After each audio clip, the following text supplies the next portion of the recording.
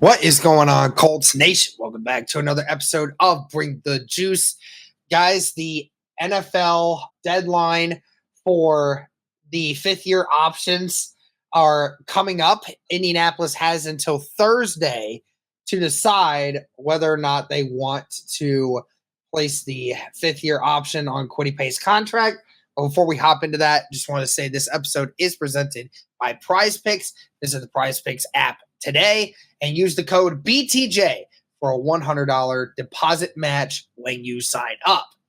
Now, guys, this one's a very interesting video here because there's a couple different ways that Indianapolis can approach this. So as we said, you have until Thursday to be able to put that fifth-year option on Quitty Pay's contract, so then you don't have to pay him as a free agent next year if you want to bring him in.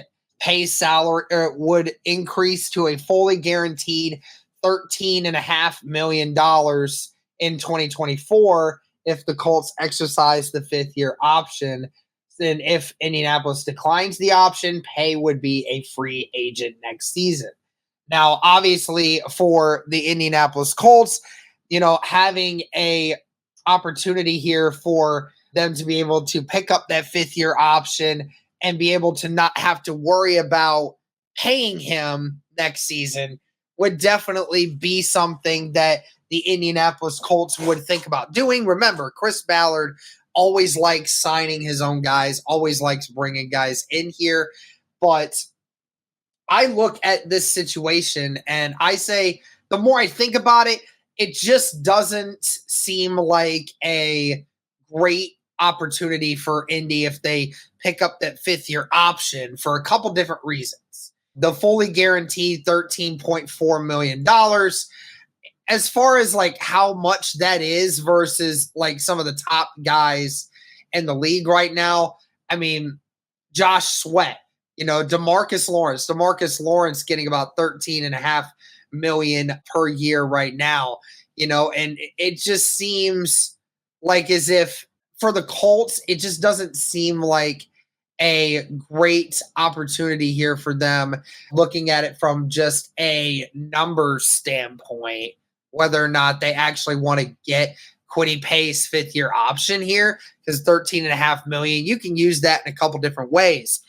How the contract would go with Quitty, it's definitely interesting because in his first year, he was obviously injured a lot or had a couple of games where he missed.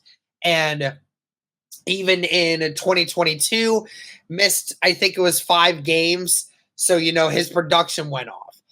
This last year, had 8.5 sacks, played in 16 of 17 games. So it was the first time that the Indianapolis Colts saw Quitty Pay for an extended amount of time, not missing a lot of games, and saw his production actually stabilize.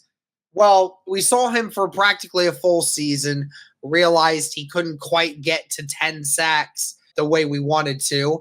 And I just look at that and say, you drafted Laiatu Latu for this exact reason, because you think that somewhere else on that edge department that the Indianapolis Colts need somebody out there that can be more effective in that sort of situation. Now, I have in no way, shape, or form no feelings that Chris Ballard wants to let Quitty Pay go. Chris Ballard loves Quitty Pay. He's not one of his first draft picks, but he is probably one of his favorite draft picks because Quitty Pay has always been a grinder and has always done what he's been asked. But the fact of the matter is, Quitty Pay most likely will not be a starter after this year. Most likely. I mean, you have Samson and Bukum that is on the other side, and, he's more of a pass rush specialist than Quitty is. Now, I would say there is the option that Quitty Pay could potentially beat Samson Bukum out at some point, because Quitty can not only rush the passer, but can also play the run very well. So Bukum is not as great at defending the run as Quitty Pay is. Now, this is all going to come down to whether or not Laiatu Latu becomes what the Colts want him to be. Now, is Laiatu going to go out there and immediately become a 13, 14 sack guy?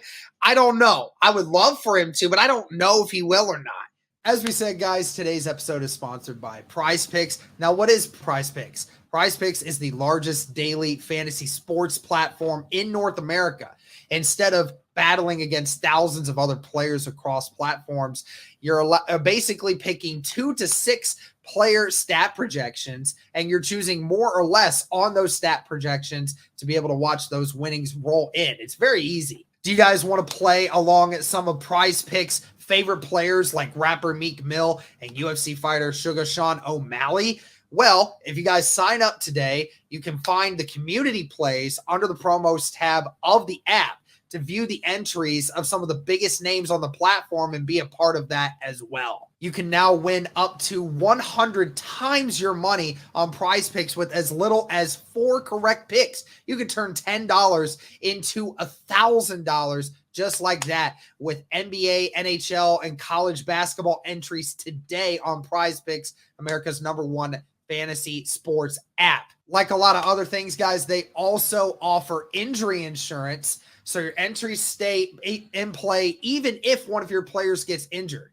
So if someone exits the game in the first half and does not return in the second, that player projection won't count against you and the rest of your entry stays live. So it's great bounce back for that one. What I love about the app as well, guys, is it's not just sports like NBA, NHL, football, and tennis, and baseball, and all these other things, but there's also a lot of others that go into it as well. If you like to place entries on video game situations like Call of Duty, CS2, Apex, if that's something that appeals to you, there's a wide variety of sports and video games and everything else that you can place entries on. And I love how expansive it is. Even just looking at the NBA, there's entries you can make with turnovers, with points. You can do combo deals, dunks, field goals attempted, all of these different things. So there's just so many different ways to make money off of these entries. Be sure to download the app today and use code BTJ for a first deposit match up to $100. Again, download the app today and use code BTJ for a first deposit match up to $100. Again, it's sponsored by PrizePicks. Pick more, pick less. It's that easy. And so we're going to see a lot of flexibility here on this defensive line, and how much time Quitty Pay is going to get versus Latu, I'm not sure. But we know there's higher potential in Latu being out there, especially on third downs in those situations, than Quitty. And I just don't know if you want to have a guy getting paid almost $14 million in guaranteed money if he's not going to be your every down guy.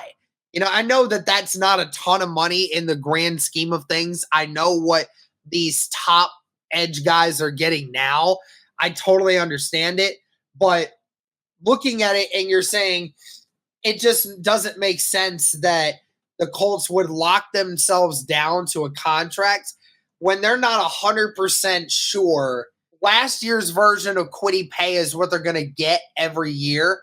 Not to mention if Quitty Pay now is actually going to take the jump and if he's going to be a starter at all. Like I said, Latu is going to take some snaps away from him. Ibukum is going to remain solid, and he's going to take snaps from him.